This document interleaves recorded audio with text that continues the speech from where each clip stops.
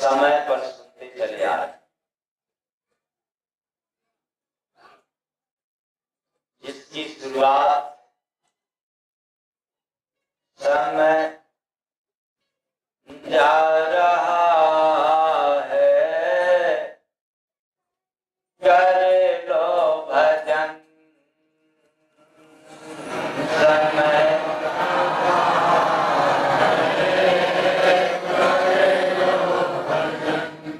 खुद को संभालो, यहाँ होए ना पतन,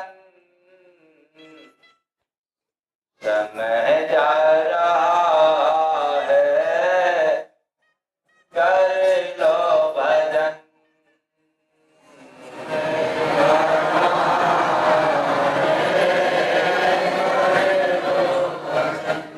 क्यों सुंदर वक्त गवाता है, समय चला जा रहा, भजन कर ले और कहाँ करें, कैसे करें, कोई तरीका नहीं पता, तो बताया गया आप लोग, समय बड़ा अनमोल जगत में, मिला है तुझको याद, लगा दो भजन में इसको, गुरु के शरण में इसको लगा दो।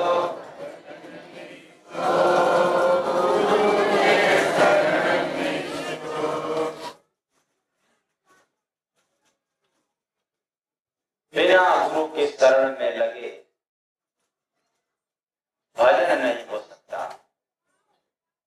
आप भजन के जानकार हो तो भी, क्योंकि भजन में ज्ञान नहीं चलता, भजन में तो ध्यान चलता है,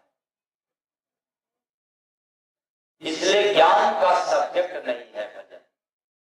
जिस ज्ञान के बदौलत, जिस बुद्धि के अनुसार आप लोग कह तो देते हैं कि भजन भजन भजन, लेकिन ये मन बुद्धि चित्त से पार है।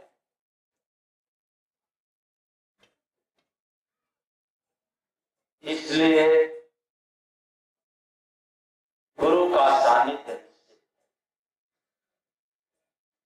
अनिवार्य है मानव जिंदगी के लिए। अगर भजन करना है तो, हाँ नहीं करना है तो भी बिना गुरु का जीवन सुना है। जीवन तो चलेगा लेकिन सुना है।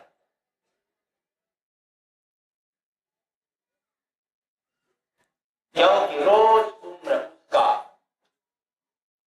बीतता चला जाए गुरु के अभाव में, और प्रत्येक दिन बोझ जैसा, वैसे जैसे मानव जिंदगी में कभी दुख का पहाड़ आ जाता है, एक दिन क्या एक एक पल उसको बोझ के बराबर लगता है।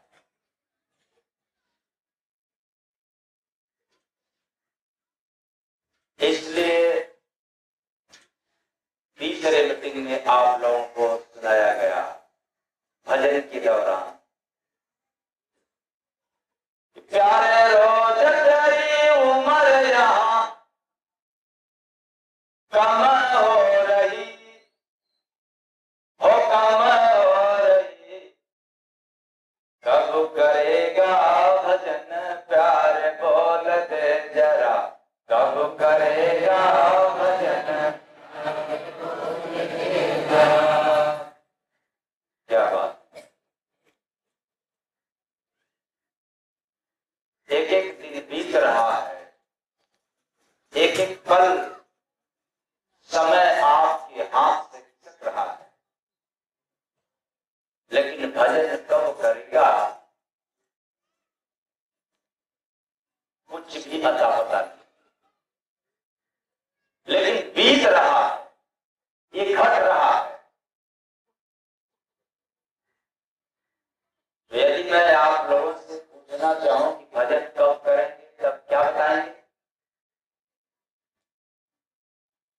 बुढ़ापे में। यही तो कह सकते हैं ना कि भजन का सबसे सुंदर समय कब है? बुढ़ापा।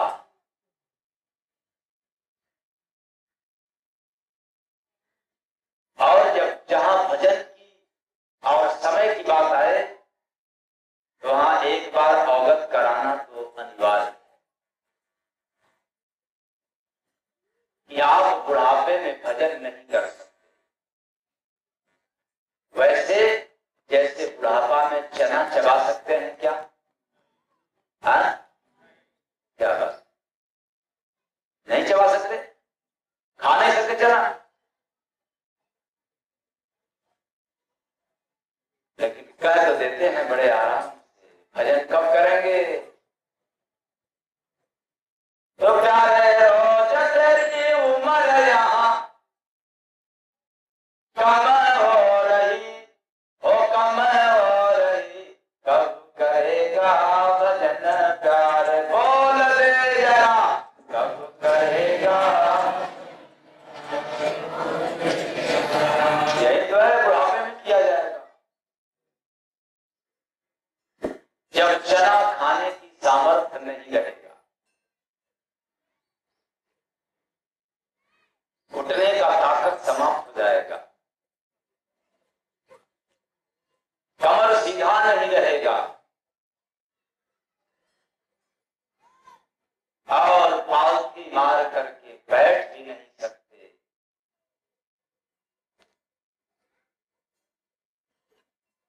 लेकिन आदमी का अकल समाप्त हो जाता है कि जब सब काम से निवृत्त हो जाएंगे, छुट्टी मिल जाएगी, जब काम के नहीं बिना काम के हो जाएंगे, तब हरि नाम लें।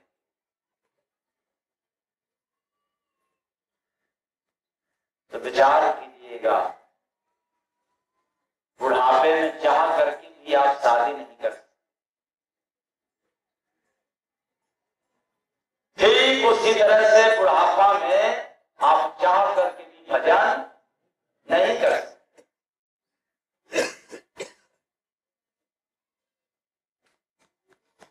आप बुढ़ापे में औलाद नहीं पैदा कर सकते, तो फिर बुढ़ापे में भजन भी होने वाला नहीं है।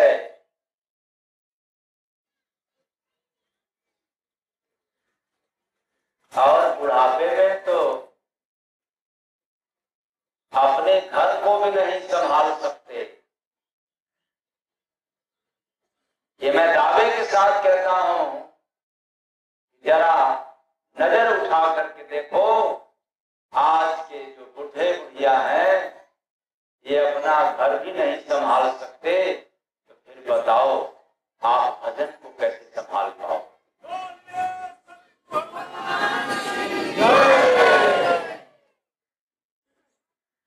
अरे बुढ़ापे में तो खुद का शरीर नहीं संभल सकता, फिर बताओ भजन कैसे संभलेगा?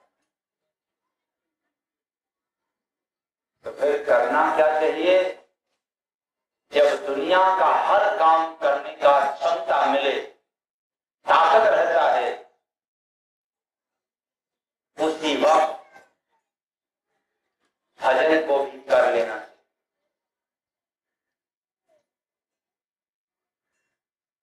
जवानी से किया हुआ भजन का सुख कुछ और है, बुढ़ापे में तो कर ही नहीं सकता। और बाल्यावस्था से किया हुआ भजन तो बुढ़ापे में भी उसको बुढ़ापे का कोई भान नहीं रहता, क्योंकि जितना सुख जवानी में खोजता है व्यक्ति, कहीं उससे ज्यादा सुख बाल्यावस्था से किया गया शुरुआत भजन में बुढ़ापे में मिलता है। इसलिए हमें जो समय मिला है इसको एवं ही नहीं छोड़ देना, गंवाना नहीं बल्कि खजाना है। क्योंकि समय में खजाना व्याप्त है, हर पल पल हर क्षण खजाना है समय में। अगर समय में खजाना नहीं होता तो बताओ किसी को सुबह से ही पैसा मिलता है और किसी को सुबह के बाद दोपहर में मिलता है और किसी को तो शाम को मिलता है, किसी को मिलता ही नहीं है और किसी को तो 24 घंटा मिलता है। वो समय का पता है।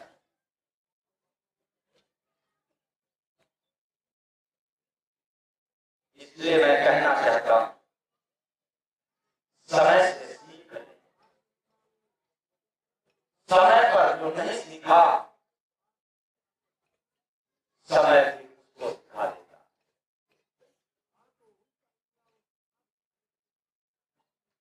क्योंकि वक्त और अध्यापक दोनों हमें सिखाते। वक्त का भी काम है सिखाना और अध्यापक का भी वही काम है सिखाना, पर दोनों में फर्क है। एक वो कौन सा, अध्यापक सिखा करके परीक्षा लेता है। अध्यापक पहले पढ़ाता है और परीक्षा बाद में लेता है, लेकिन वक्त पहले परीक्षा लेता है फिर बाद में।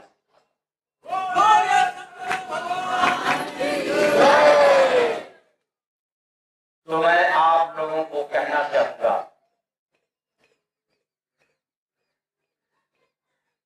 ऐसे सुंदर वक्त को गवाए नहीं, इसे सीख बहुत खजाना। ये अभी देखने में आया है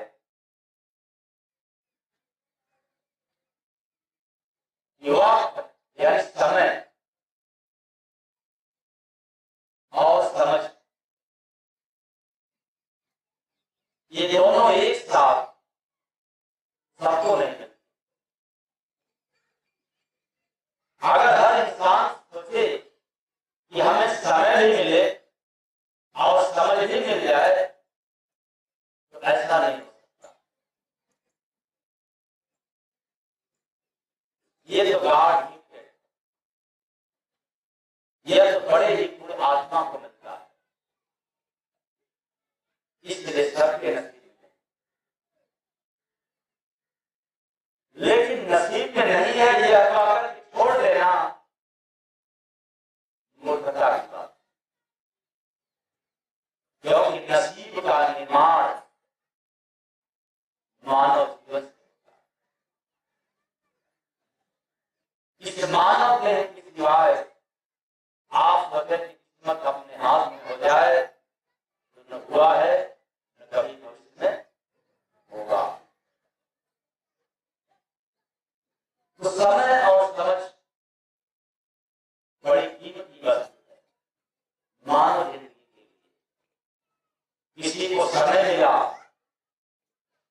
तो समझ नहीं आया और किसी को जब समझ आया तो समय कैसे। जब हम लोग पैदा होते हैं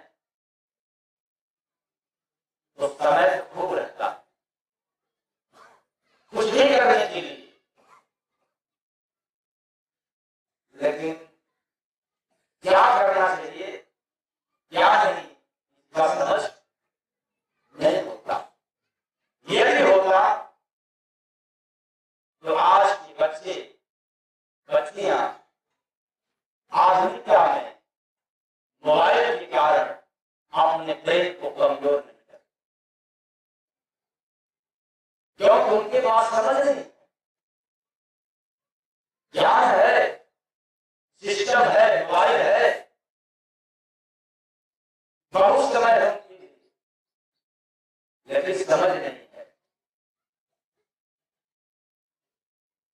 इसलिए पर मैं कहना चाहता हूं, अधिक समय तक मोबाइल देखने वाले बच्चों का मानसिक संतुलन बिगड़ जाता है। अधिक समय तक बच्चे मोबाइल का प्रयोग करें, उनकी दिमागी क्षमता कमजोर हो जाती है और इस लेवल में पहुंच जाते हैं कि उनके पास मोबाइल न रहे तो मूर्ख जैसा। यदि उससे कुछ सवाल कर दिया जाए तो मोबाइल के बिना कुछ हो बड़ी उनका और उस पर मैं कहना चाहता हूं, समय है, समझ नहीं है क्या करना चाहिए क्या नहीं करना चाहिए। सिर्फ उनको यही ज्ञान है कि हम मोबाइल देखेंगे, पढ़ लेंगे। पढ़ो, पढ़ते समय तक मोबाइल का प्रयोग करो, लेकिन पढ़ लेने के बाद मोबाइल से दूर हो जाओ। दिमाग का भी काम किया, सारी एनर्जी केवल मोबाइल में लगा देते हैं, आप सीमा में बच गए। खास समझ मिलता तो फिर मोबाइल के साथ साथ कुछ दिमाग का भी काम करता, कुछ अपनी सेहत के लिए शरीर से भी कार्य करता, लेकिन है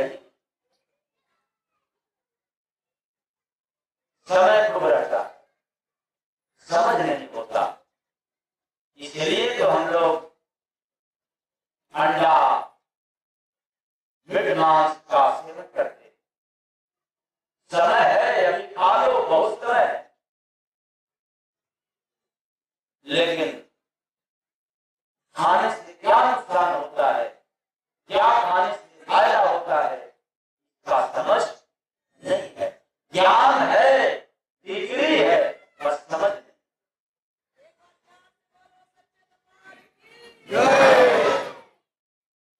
तो हम लोग शुरुआती दौर में बालापन में समय खूब है, समझ नहीं। ज्ञान को समझ मत कहना, इसलिए मैं कहता हूं कि ज्ञान है आपके पास, समझ नहीं। धीरे धीरे बाल्यावस्था से युवावस्था थोड़ा समझ आया, जब झटका मिला, धोखा मिला, तो समझ बढ़ा। डिग्री था, आपके पास ज्ञान था, लेकिन समझ नहीं बढ़ा। डिग्री ना उससे भी बढ़ा, फिर भी समझ नहीं बढ़ा। लेकिन जैसे जैसे जिस समय पर जिससे जिससे आपको धोखा मिला, चोट मिला, समझ बढ़ता गया। इससे साफ जाहिर होता है कि डिग्रियां से समझ नहीं बढ़ता, डिग्रियों से ज्ञान बढ़ सकता है, लेकिन समझ तो समझ बढ़ता है। जिस तरह आप धोखा, याद रखना, युवा अवस्था में थोड़ा बहुत समझ तो बढ़ा,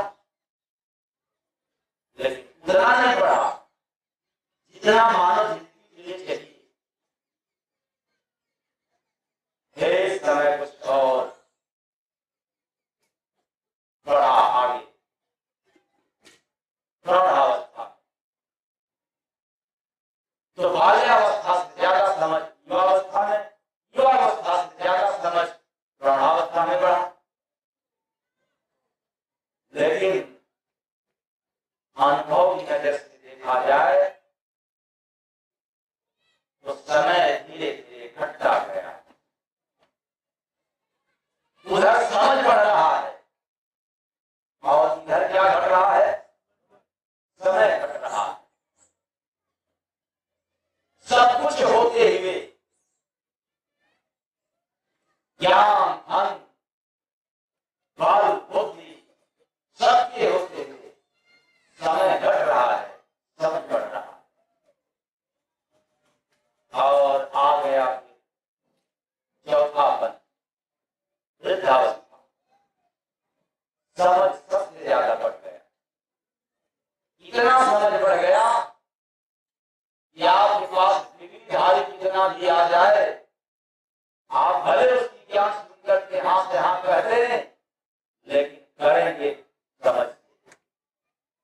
ज्ञान के प्रभाव में नहीं करेंगे, आप समझ के अनुसार ही कार्य करें। लेकिन विचार करना, समझ तो खूब बढ़ा, लेकिन समय में शून्य हो गया, फिर क्या करो? इसलिए मैंने कहा समय और समझ संसार में अकेले लोगों को मिलता है, और जिसको मिलता है वही सौभाग्यशाली, उसी का नंबर लग गया संसार से ओंकार की तरफ जाने, उसी की गिनती में नाम अंकित हो गया संसार से पार जाने।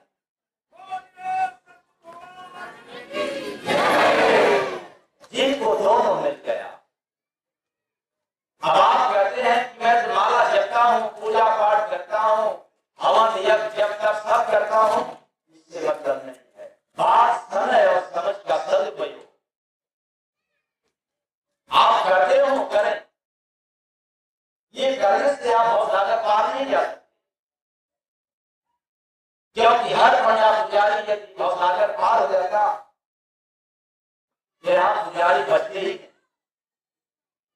यहाँ पापी भी नहीं बचते, सब पूजा करके निकल जाते, क्योंकि पूजा जो भी कर लेता है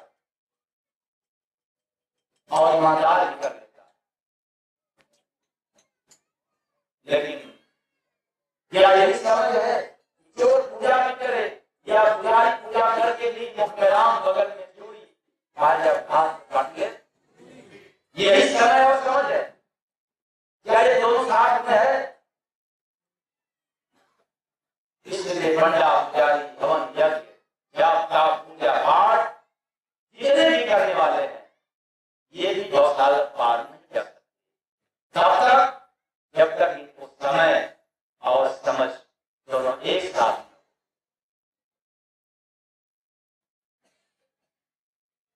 और ऐसा समझ जिसको मिल जाता है वो संसार में महान होकर के जाता है। और मैं इतना ही कहता हूं, यह दोनों उपहार जिसको मिल गया, स्वीकार कर लिया, वो महान क्या, यहां से भगवान बनकर दिया।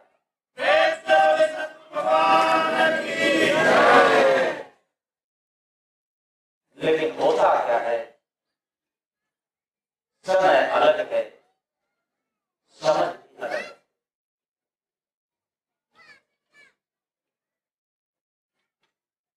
तो गुरु नाम सुमेरे ले, तो बारी क्यों सुंदर वक्त गवाता है। गुरु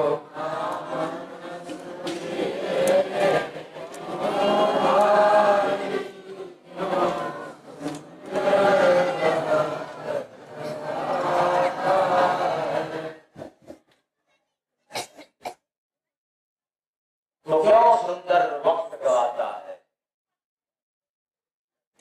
आपको तो अच्छा समय मिला है, समझ नहीं भी था तो कोई बात नहीं, सत्संग सुनने को मिल रहा है, सत्संग से ही समझ मिल जाता है। इसलिए इससे अच्छा, इससे सुंदर समय और इससे सुंदर समझ फिर कोई और स्थान पर नहीं। भला ऐसे समय का सदुपयोग क्यों न करें?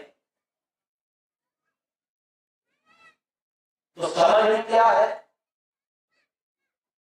समझ वही पाया है जिसने मानव तन पा करके भी देह वाला काम करते हुए कम से कम विदेह की अवस्था को भी जानने लग गया। मैं आत्मा, मैं परमात्मा की अमानत हूं, मैं ईश्वर का अंश हूं, अर्थात इस शरीर के अंदर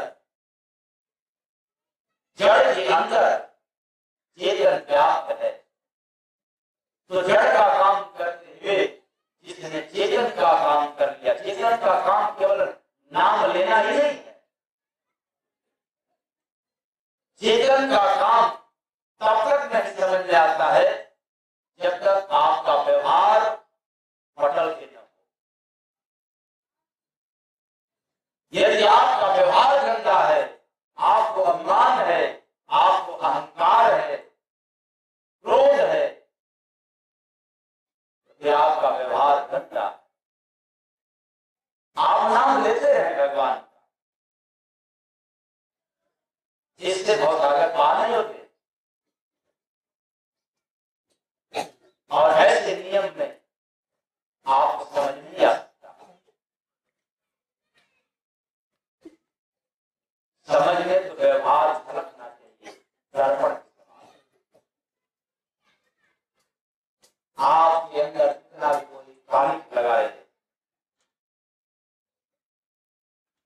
कितना भी और का बखान करे कोई समाज में, पर आप पर असर न हो।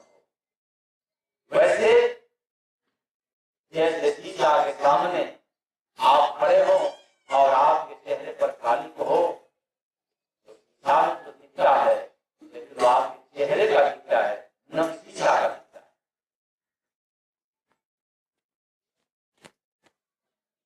ऐसे धर्म जैसा समय और समझ का सदुपयोग करने वालों का व्यवहार होना।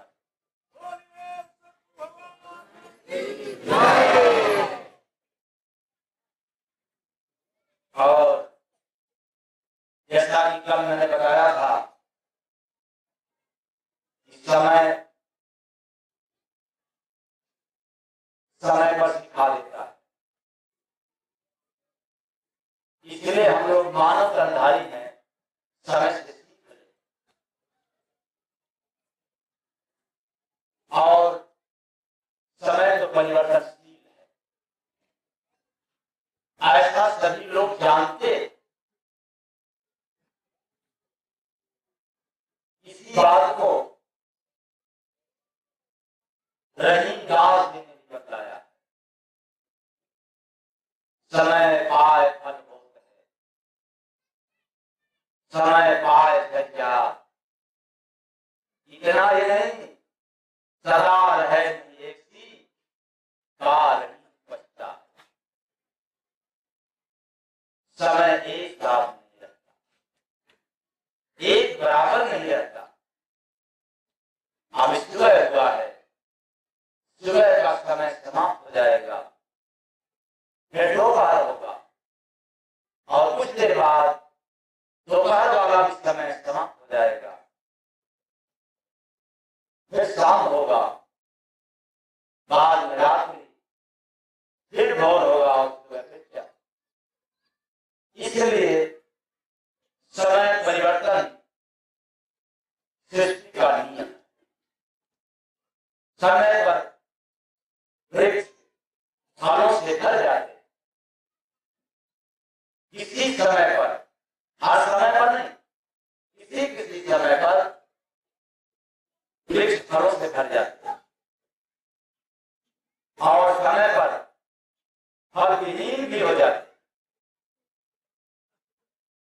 इसी प्रकार पुराने पत्ते झड़ते हैं और समय पर नए पत्ते आते।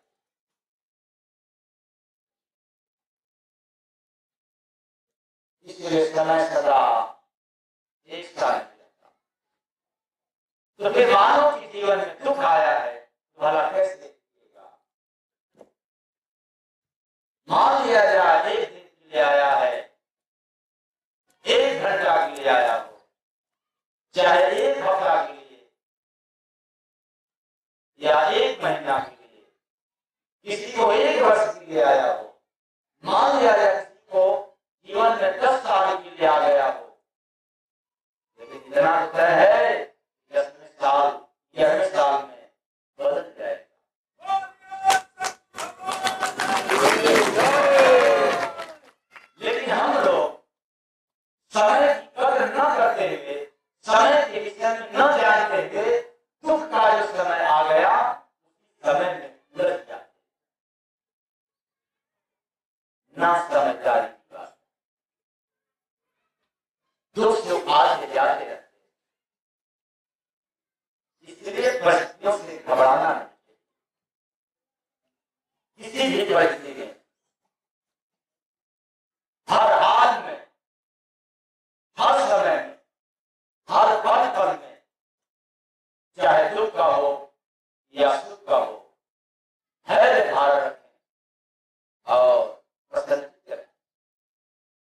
इसलिए नहीं कि केवल सुख रहे तो प्रदर्शित रहे, और इसलिए नहीं रोए कि केवल दुख है मेरे जीवन में।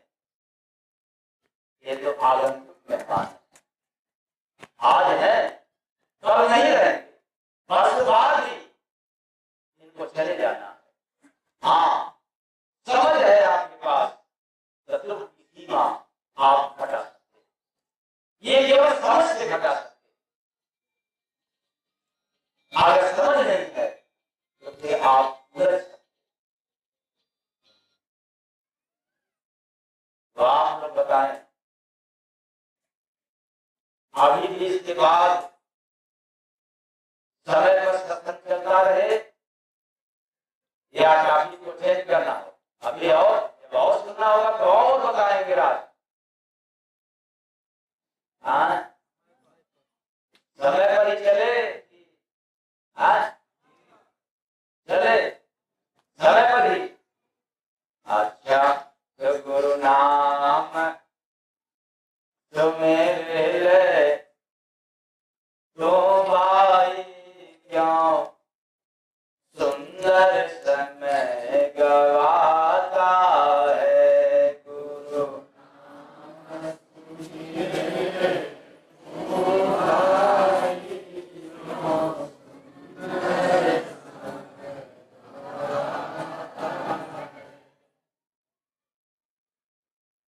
तो मानव जीवन के लिए मिला हुआ समय बहुत ही अनमोल है। इसको यही नहीं गुजारना है, क्योंकि हर वक्त कीमती है, हर समय वो कीमती है जो गुरु और प्रभु की याद दिलाए। हर वो समय व्यर्थ है जो केवल 99 की याद कराए। तो आप लोग हर वक्त क्या याद करते हैं? 99 आप लोगों को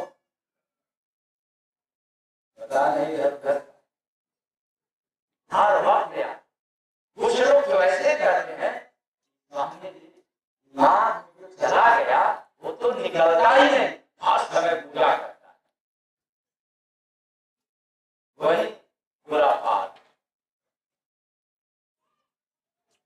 याद रखना वो समय कौन कीमती है। मैं पूछूंगा सवाल में, अभी पढ़ा रहा हूं, तैयारी करो, कल से बताया था, और हो सकता है आज रात में या कल सवाल किया जाएगा, बताओ समय जा रहा है, कर लो भजन,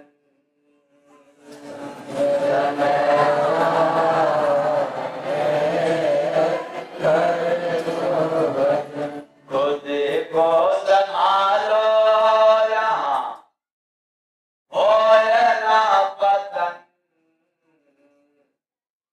समय जा रहा है, कर लो भजन।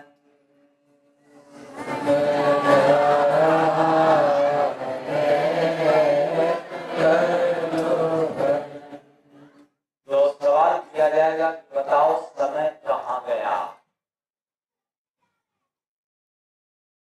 तैयारी कर रहे हैं आप लोग?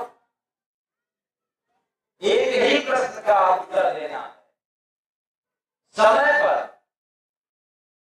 और इसलिए उत्तर देना है कि समय पर ही पढ़ाया जाए, सुनाया जाए। तो सुंदर समय तब कीमती होता है जिस समय में गुरु और प्रभु याद आते, यानी जो समय याद भी आता है कि हमने गुरु का नाम नहीं लिया, हमने गुरु को याद नहीं किया, हमने प्रभु को याद नहीं किया, वो समय आपका महान होता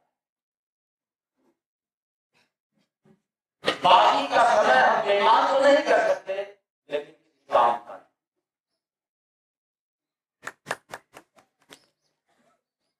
और हर वो कदम मुबारक है, एक ही कदम मुबारक है जो सदगुरु की और संगत की सेवा में आगे बढ़े।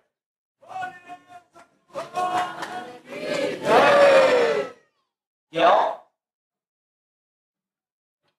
कदम तो है, पांव है अपने पास, लेकिन जब भी चलता है बेईमानी करने के लिए, अपना पेट भरने के लिए चलता है। ऐसे कर्मों को मुबारक। वही पांव धन्य है जिस पांव से हम तीर्थ में जाएं, उस पांव से हम संतों के दर्शन के लिए जाएं, हम संगत की सेवा करने के लिए बढ़े। वो पांव, यही पांव आपको भवसागर पार ले जाने का मदद करेगा।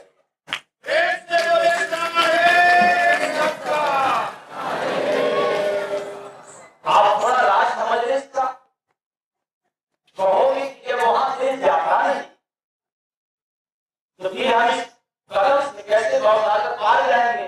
ये गुरु लोग बेवकूफ बनाते हैं कि गुरु की भाव नहीं करे या कोई अजो हिरण की संकट कोई मांस की चौपाई। लेकिन याद रखना, जब भी आपको साधना में बैठना होगा, पहला विरोध आपका पांव ही करे। जब आपको पांव नहीं मारना होगा, जिस तरह से बैठा हूं, अगर 5-10 मिनट बैठ जाओगे तो फिर क्या करोगे? फिर चढ़ाओ, फिर ये बैठने नहीं देगा, क्योंकि इससे केवल पाप कार्य किया है। धर्म के कार्य के लिए ये कदम आगे बढ़ाई तो आसन जमा और बिना आसन जमाए ध्यान नहीं लग सकता। तो ध्यान में जाने का सहायक बनता है। ऐसे जो है मन बाधक है, आपका बुद्धि बाधक है, आपका भोजन बाधक है, आपका कपड़ा पहनावा ड्रेस जो है ये बाधक है, तमाम तरह की है। लेकिन पांव भी जबरदस्त बाधक। इसलिए मैंने कहा जो सदगुरु की सेवा में लेकर के जाता है उस पांव को मुबारक। और हर वह श्वास कीमती है जो गुरु के नाम अथवा प्रभु के नाम का स्मरण कराए।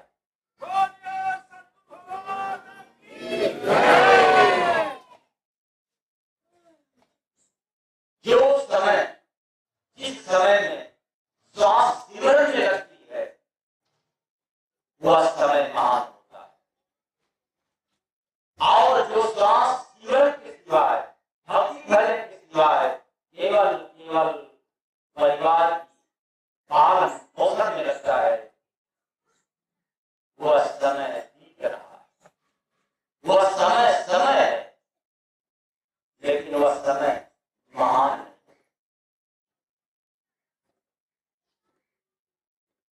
इसलिए हर आंख कीमती है। तब जब सदगुरु का दर्शन कराए, लेकिन जिस आंख को सदगुरु का दर्शन न करा सके, इसके बदले में किसी और का कराता रहे, तो फिर आंख केवल आंख रहेगी, उस आंख का कोई कदर नहीं होगा। ऐसी आंखों से मानव की जिंदगी में पाप संचित होगा, पुण्य कभी। ऐसे प्राणी, चाहे आंख हो, हाथ हो, पांव हो या पूरा शरीर हो, चाहे आपका धन हो, चाहे आपका अन्न हो, इस समय में परोपकार के लिए खर्च होता हो, लगता हो, वही समय, वही धन, वही आपका अंग महान माना जाता है।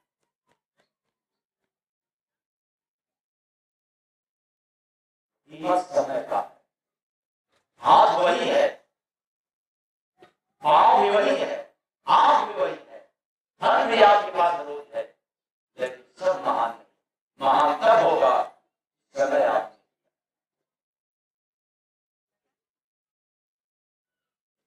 इसलिए इसको अन्यथा न लें, समय को बेकार न करें। समय मनुष्य जीवन का सिंगार है। जिसने धारण कर लिया, जिसने समय के अनुसार अपने जीवन को ढाल लिया, धोखा बन गया। जिसने समय का विरोध कर दिया,